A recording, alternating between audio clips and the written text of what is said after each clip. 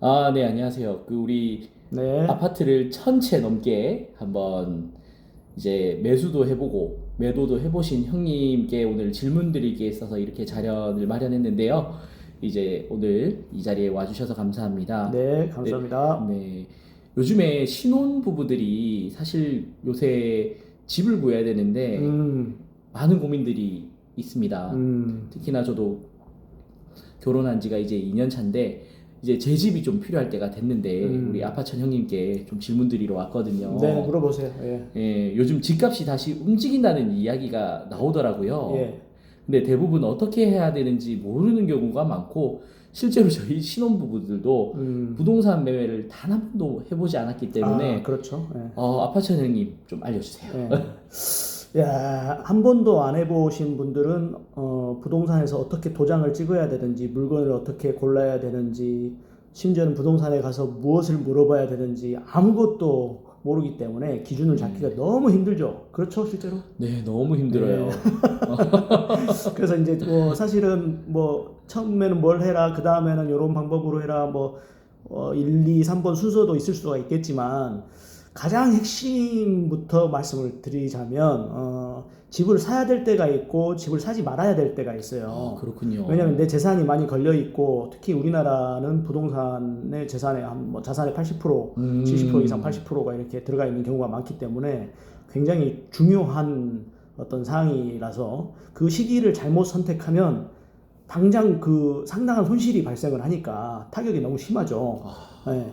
그런 부분에서 가장 중요한 것은 지금이 살 때인가 아닐 때인가 그리고 어떤 물건을 사야 되는가인데 저는 개인적으로 또 물건보다는 경험을 해보니까 어떤 시기에 진입하냐가 가장 중요한 요소인 것 같아요. 아, 시기가 가장 중요한 그렇죠, 그렇죠. 예, 요소군요. 예, 예. 예를 들어서 우리가 아무리 좋은 물건이라도 우리 주식시장으로 말하면은 우리 꼭지장 뭐 표현도 하지 않습니까? 그래서 네. 만약에 가격이 너무 높아가지고 드디어 흐름이 내려가는 시기로 진입을 하는데 그때 사면 어떤 좋은 물건을 사더라도 손실로 연결될 확률이 높고 아, 반대인 경우면 우리가 소위 말하는 A급 물건이 아니더라도 상승장이라고 하면 B급이나 C급 물건을 사더라도 반대로 수익이 될 확률이 높고 이런 뜻을 말씀을 드리는 거예요.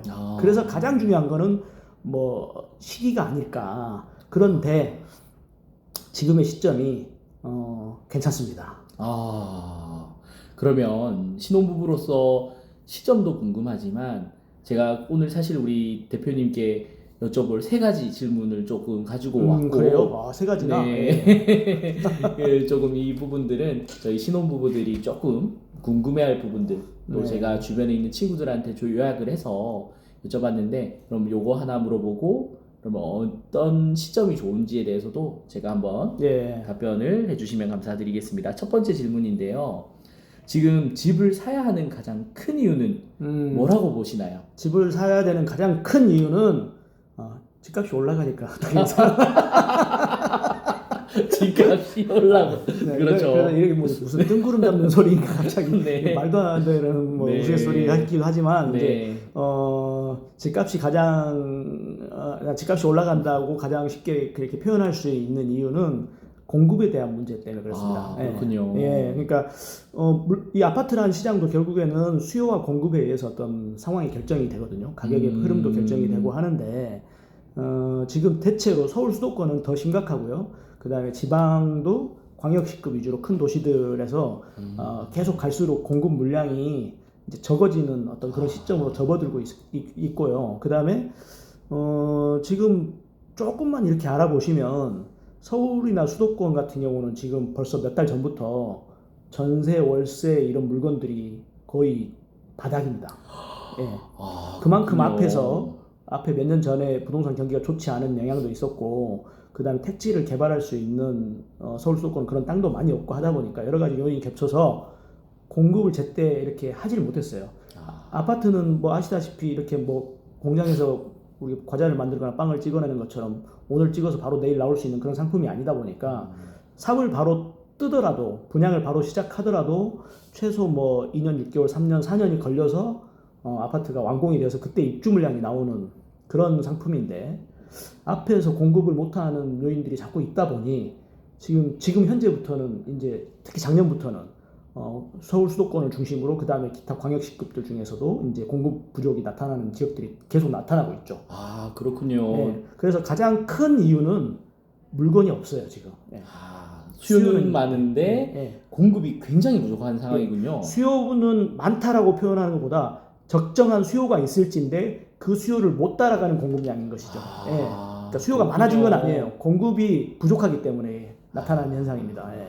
그렇군요. 예. 게다가 이제 추가적인 요건들, 그래서 뭐 제가 정부를 뭐 비판하거나 그럴 의도는 전혀 없습니다. 그렇지만 묘하게 지금 돌아가는 상황들이 정부에서도 굉장히 공급을 하려고 노력은 하고 있으나 다주택자나 다주택자를 규제하는 정책들 뭐 이런 것들이 반대로 약간 공급을 또 이렇게 저해하는 어떤 그런 형태로 이렇게 시장 흐름이 흐르다 보니까, 그러면 예를 들면 집을 갖고 있는 집주인들이나 다주택자들이 또 시장에 공급을 하는 공급자 역할도 분명히 있을 것인데, 그런 부분들이 이제 공급이 막히게 되는 그런 현상까지도 겹치다 보니까, 그럼 새로 짓는 입주 물량도 공급 물량도 부족하고, 기존에 집을 갖고 있었던 다주택자들도 이런저런 이유 때문에 집을 이제는 물건을 내놓을 수가 없는 그런 상황에 놓이다 보니까 시장에는 이제 매물이 풍기가 일어나는 것이죠. 아, 풍기 현상이 일어나고 있군요. 예, 그래서 그 1차적인 어떤 그런 풍기 현상 중에 1차적인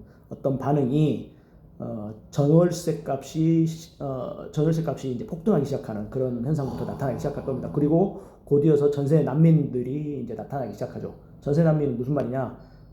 내가 살고 있는 지역에서 가격이 이제 맞지 않아서, 다시 말해 전세나 월세 값이 너무 올라서 주변으로 다 원치 않지만 이주를 해야 되는 그런 형태를 말하는 겁니다. 예. 그런 부분들이 나타나면서 이제 집값을 자극하게 되고, 실제로 그래서 지금 서울의 주요 지역들은 굉장히 많이 올랐죠. 예, 가격이. 그리고 지금 지방 광역시급들도 이제 벌써 울산 같은 곳들, 주요 지역, 울산 남구, 그 다음에 부산의 뭐 해수동 이런 곳들은 가격이 지금 살짝 한 1, 2년 전보다는 이제 올라 있는 그런 형태를 보일 것이고요. 핵심 지역, 그 다음에 A급 물건들부터 지금 벌써 가격이 많이 오른 곳들이 있고, 나머지 지역들은 이제 꿈틀거리고 있는 것이죠. 예. 그렇군요. 그래서 지금 신혼부부들은 지금 나라에서 해주는 정책 대출이나 뭐 이런 아마 혜택들이 많이 있어요. 아까 말했던 신혼부부 특례대출 같은 거, 뭐 디딤돌 대출, 이런 대출들 이용해서 집을 사는 것이 훨씬 유리한 시점이다라고 말씀드리는 거고, 저는 지금 제가 이렇게 찍고 있으니까 그냥 이렇게 부드럽게 말씀드리는 거지, 작년부터 제 주변에 있는 광역시급에 거주를 하고 있는 지인들이 많이 물어봤어요. 뭐 집을 살까요? 전세를 한 번 더 갈까요? 아니면은 뭐 매입을 할까요? 뭐 상황 되면은 저는 무조건 매입을 하라고 계속 말씀드리고 있습니다. 강하게 말하죠. 빨리 사세요. 네, 이렇게. 그래서 이제 지금 집을 사야 되는 정말 최적기 타이밍이군요. 예. 지금 아마 지금 사면 전세 한두 바퀴 시점에 웬만한 물건 가격대 한 3, 4억대 정도의 물건만 골라도 전세 한 바퀴 두 바퀴 안에는 최소 한 1억에서 한 2억 사이에서는 가격 상승이 아마 그렇게 흘러갈 것으로 예측이 됩니다. 예. 그렇군요. 예. 저도 좀 많이 궁금했었던 부분이, 정부에서 이제 부동산을 규제하고 조금 이제 조금 더 집값을 잡겠다라고 했지만 지금 시장에서의 반응은 조금 올라가고 있었던 상황이었군요. 알아보시면 알 거예요. 신혼부부시니까 집 구하러 다니시면 아마 이게 보통 그런 현상들을 내 일이 아닐 때는, 자기 일이 아닐 때는 잘 몰라요. 근데 이제 이렇게 신혼부부라서 이제 집을 골라보러 이렇게 부동산을 조금씩 발품을 팔러 다니시면 바로 알게 돼요. 지금 그냥 내가 밖에서 생각하던 거랑 완전히 시장이 다르구나. 시장이 너무 바쁘게 급박하게 흘러가고 있구나. 라는 걸 아마 느끼실 겁니다. 예. 그렇군요. 그럼 두 번째 질문을 한번 드려보겠습니다. 감사합니다. 그럼 저희가 이제 신혼부부들이 지금 신혼부부 특공이 있고 디딤돌 대출이 있는데, 지금 활용 가치가 얼마나 큰 부분인지가 좀 궁금해요. 활용 가치가 크다는 거는 뭐 어떤 부분이죠? 사실 제가 봤을 때는 일반 대출도 있는데 또 생애 첫 번째 대출인데, 굳이 신용 대출 여러 가지 대출을 일으킬 때 꼭 신혼부부 대출이나 디딤돌 대출을 조금 써야 써야 되는 이유가 아, 있나요? 간단하게 말씀드릴까요? 예. 간단하게 말씀드리면 한도 부분에 대한 것도 혜택이 있습니다. 그럼 다시 말해서 내 자본금이 약해도 그런 대출을 이용하면 내가 많은 돈, 일반 대출보다 많은 돈이 들어가지 않고 집을 살 수 있게 되는 것이죠. 좀 그렇군요. 용이하게 되죠. 그러면 내가 이 집을 사기 위해서 자본금이 뭐 나는 한 1억 정도가 맥시멈인데 다른 대출을 이용하다 보니까 한 1억 5천까지 필요하다. 다시 말해서 집값의 50% 대출을 해주느냐, 60%를 해주느냐, 70% 해주느냐. 이런 이야기, 요즘 말로 하면 LTV죠, LTV. LTV가 얼마만큼 나오느냐 한도가 나오느냐라는 네. 부분인데, 이런 특례 대출들이 특징이 뭐냐면 한도를 조금 많이 줍니다. 그래서 보통 일반 대출 가면 60%를 해준다고 하면서도 DSR이나 이것저것 따지면 그 이하로 한도가 안 나오는 경우가 많은데, 보통 이런 특례 대출을 잘 활용하시면 70에서 80%가 나와요. 아, 그렇군요. 물론 조건은 있습니다. 뭐 집값이 얼마 이상을 넘으면 안 된다든지. 근데 일반 신혼부부들이 선택하는 일반적인 지역에서는 그 한도를 다 쓰실 수가 있을 거예요. 그러면 상대적으로 적은 자본으로 집값 상승기에 지금 올라타실 수 있다. 그리고 꼭 뭐 가격이 뭐 더디게 오르더라도 이 주거의 안정이라는 부분은 굉장히 중요하거든요. 예. 이게 주거 안정이 안 되면 자꾸 아시다시피 뭐 계속 이사 다니셔야 되잖아요. 그렇죠. 예, 어떤 2년마다 이사를 계속 가시거나 2년, 4년마다 계속 또 원치 않는 이사를 또 하셔야 되는 부분이니까, 그래서 그런 자본에 대한 혜택, 그 다음에 또 가장 또 중요한 부분이죠. 금리 혜택 같은 것들이 있죠. 이런 특례 대출들이 아무래도 일반 대출보다는 금리가 최소 1.1%에서 2% 정도는 연금리 기준으로 따졌을 때 1, 2%가 싸니까 좀 저렴하게 이용을 하실 수가 있다. 그러면 한 달 이자가 같은 대출을 하더라도 일반 은행에서 받는 일반 대출보다는 이것들이 1억 기준으로 10만 원에서 한 15만 원씩은 쌀 수 있다. 아, 그렇군요. 네. 그러면 지금 뭐 신혼부부 특공 디딤돌 대출 안 쓸 이유도 없고 딱 이 적기에 조건만 된다면 꼭 집을 사야 되는 된다고 상황이군요. 하면 무조건 활용해서 사야 되고요. 네. 그다음에 마지막으로 우리 또 아파천님께 질문드릴 세 번째 질문은 네. 아파천님이 지금 신혼부부라면 어떤 집을 사실 건지 좀 질문입니다. 왜냐면 이거 애매합니다. 네. 왜냐면 이제 우리 신혼부부들은 예. 사실 뭐 아파트 이름만 알지 예. 어떤 기준으로 사야 되는지에 대한 그 기본적인 또 지식이 없어요. 저는 이제 사실은 나중에 언젠가 이제 제 스토리를 또 제가 이렇게 투자자로서 또는 아파트 사업으로서 이렇게 이제 오게 된 쭉 한 20여 년의 기간을 설명할 어떤 시기도 있겠지만, 저는 아무래도 투자적인 관점에서 이렇게 아파트를 많이 보거든요. 그러면 결국에는 그런 부분에서 제가 말씀을 좀 드린다고 하면, 역시 뭐 속된 말로 돈 될 만한 물건들을 고르는 게 맞는데, 또 그렇게 그쵸. 하자니 자본의 한계들이 있을 것이에요. 그러니까 있을 거란 비쌀 것 같아요. 네, 그러니까 결국에는 우리가 지금 다 알려진 대로 신축 위주로 선택을 하시는 게 맞고, 신축, 준신축, 그 다음 여건이 안 되면은 이제 구축 가는데, 당연히 여기에서도 입지가 이제 많이 좌우를 하니까 입지가 좋은 신축 위주로 선택하시는 거를 가장 안정적이고도 최고의 수익률을 올릴 수 있는 그런 곳이라고, 그런 물건들을 선택하시라고 말씀을 드릴 수 있으나, 말 그대로 신혼부부 아닙니까? 그렇죠. 그 자본에 대한 한계들이 있을 것이고, 그러면 저는 어차피 안 될, 입지 좋은 곳에 안 될 조건의 어떤 물건들을 의미 없는 선택을 자꾸 보는 것보다는 현실적인 대안을 찾아서 그래도 뭐 한 3, 4억대, 4억대 안쪽에 있는 그런 물건들 중에 아까 같은 특례 대출이나 이런 것들 레버리지를 이용하셔가지고 자본금을 최소화시켜서 그래도 선택하실 수 있는 곳들 위주로 빨리, 그 다음에 내가 할 수 있는 상황이면 신속하게 조금 결단력 있게 실행을 하는 것이 가장 좋다고 봐요. 이게 뻔한 이야기일 수도 있는데 무조건 신축이 좋다더라, 또는 준신축이 좋다더라, 뭐 5년 내 나는 입주한 5년 내에 물건만 고를 거야, 또는 10년 안쪽에 물건만 고를 거야, 이런 기준을 세워놓다 보면 내 소득이나 내 자본하고 맞지 않아가지고 이 결단할 수 있는 상황이 계속 늦어지거나 아예 포기하는 경우들이 생긴단 말이에요. 그러면은 그것보다는 한 10년, 15년 정도 됐더라도 아파트가 또는 네. 그 이상이 조금 더 넘었더라도 적당한 위치라고 하면 그 아까 같은 특례대출 이용해가지고 빠르게 도장을 찍고 계약을 하는 것이 맞다고 봅니다. 네. 이거 약간 제가 뭐 부동산 중개소에서 빨리 계약 종용하는 소장님처럼 제가 말씀드리는 것 같은데 네. 그만큼 지금 시기가 여러분들이 뭔가 이렇게 결단을 하셔도 나쁘지 않은 시기다라고 제가 말씀을 드릴 수가 있는 것이고 주변에서 그래서 최근에 서울 쪽에 있는 후배도 있고 다른 선배님도 있고 그 다음에 이쪽 광역시 쪽에 있는 선후배들도 있고 하는데 무조건 신축만 선택한 건 아니에요. 왜냐하면 다들 마찬가지입니다. 다 먹고 사느라고 다들 바쁘시고 그 다음에 소득도 어떤 한계가 있을 수도 있고 하다 보니까 그렇죠. 선택지는 다양했거든요. 그렇지만 결단은 다 하셔서 다 매입을 하셨는데 그것들이 다 뭐 10년 넘은 것들도 있고 뭐 한 15년 이상 된 것들도 있고 그래요. 예. 그래서 너무 이렇게 입지가 나쁜 곳들 그러니까 아주 구축이면서 너무 이렇게 언덕 위에 있다던가 동네가 너무 이렇게 뭐죠 우리가 상급지 굳이 뭐 중급지 하급지 이렇게 뭐 급지를 나누는 것도 웃기지만 네. 소위 말하는 하급지 이상으로 간다든지 뭐 그런 지역들은 좀 깊이 하겠지만 그런 지역들 빼고 나머지 지역들에서는 각자 자본 상황에 따라서 한 2억 5천 3억 이상대에서 한 5억 사이에서는 일단 자본 활용하셔서 또 레버리지 아까 특례대출 같은 것도 이용하셔서 선택하시면 좋겠다. 그리고 나머지 내용은 이제 뻔한 내용이거든요. 뻔한 내용인데 뭐냐면 그겁니다.